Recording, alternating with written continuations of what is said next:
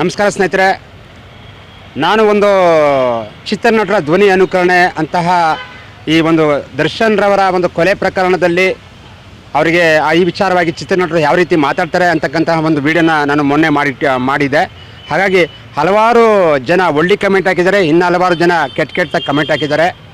ನೋಡಿ ಸ್ನೇಹಿತರೆ, ದರ್ಶನ್ ಆರೋಪಿ, ದರ್ಶನ್ ಗ್ಯಾಂಗು ಆರೋಪಿ ಮತ್ತು ಪವಿತ್ರ ಗೌಡ ಆರೋಪಿ ಅಂತ ಈಗಾಗಲೇ ACP ಚಂದ್ರನ್ ಶೆಟ್ಟಿ ಅವರು ಮತ್ತು ಇನ್ನೂ ಅನೇಕ ದೊಡ್ಡ ದಕ್ಷ ಅಧಿಕಾರಿಗಳು ಹಲವಾರು ಸಾಕ್ಷ್ಯಾಧಾರಗಳನ್ನು ಹುಡುಕಿ ಇನ್ನೂ ಕೂಡ ತನಿಖೆ ನಡೀತಾ ಇದೆ. ಹಾಗಾಗಿ ನೀವಂದ್ರಿ ಅದು ನೋಡಿದರೆ ಇದು ನೋಡಿದರೆ ಅದು ನೋಡಿದರೆ ಅಂತ ಹೇಳ್ತಿರಲ್ಲ, ಸುಮ್ಮನೆ ನೋಡದೆ ಮಾಡಿದೆ ಅವ್ರನ್ನ ಎತ್ತಾಕೊಂಡು ಬಂದ್ರ, ದರ್ಶನ್ ಅವ್ರನ್ನ ಎತ್ತಾಕೊಂಡು ಬಂದು ವಿಚಾರಣೆ ನಡೆಸ್ತಾ ಇಲ್ವಾ?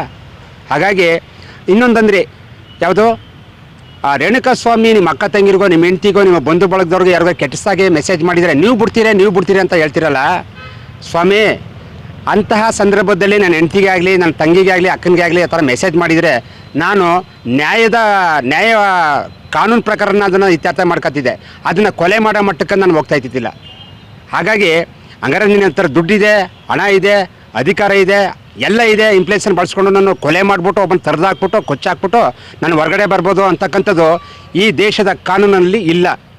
ಕಾನೂನು ಈಗ ಬಲಿಷ್ಠವಾಗಿದೆ. ಕಾನೂನು ಎಲ್ಲರಿಗೂ ಒಂದೇ, ಅವನ ಶ್ರೀಮಂತ ಆಗಲಿ ಬಡವ ಆಗಲಿ, ಕಾನೂನು ಅಂದಮೇಲೆ ಎಲ್ಲರಿಗೂ ಒಂದೇ. ತಪ್ಪು ಮಾಡಿದ್ರು ಶಿಕ್ಷೆ ಅನುಭವಿಸಲೇಬೇಕು, ಉಪ್ಪಿನ ನೀರು ಕುಡಿಲೇಬೇಕು. ಹಾಗಾಗಿ ಕೆಟ್ಟ ಕಮೆಂಟ್ ಹಾಕಿದ್ದಾರೆ, ಅದನ್ನ ನಾನು ಬೇಜಾರು ಮಾಡ್ಕೊಳ್ಳಲ್ಲ. ಯಾವತ್ತೂ ಒಂದು ಹೊಲ್ಸಲ್ಲಿ ಅಂದಿದ್ರಿ ಆತ ಬೆಳಕಾಗೋದು. ಕೆಲವರು ಒಳ್ಳೆ ಕಮೆಂಟ್ ಹಾಕಿದ್ರಿ, ಇನ್ನು ಕೆಲವರು ಕೆಟ್ಟ ಕಮೆಂಟ್ ಹಾಕಿದ್ರಿ. ಅದಕ್ಕಾಗಿ ಒಳ್ಳೆ ಕಮೆಂಟ್ ಹಾಕ್ತವ್ರಿಗೂ ನನ್ನ ಧನ್ಯವಾದಗಳು, ಕೆಟ್ಟ ಕಮೆಂಟ್ ಹಾಕ್ತವ್ರಿಗೂ ನನ್ನ ಧನ್ಯವಾದಗಳು. ಹಾಗಾಗಿ ನೋಡಿ, ದರ್ಶನ್ ಅವರೇನು ದೇವರಲ್ಲ, ನಮ್ಮಂಗೆ ಮನುಷ್ಯರು.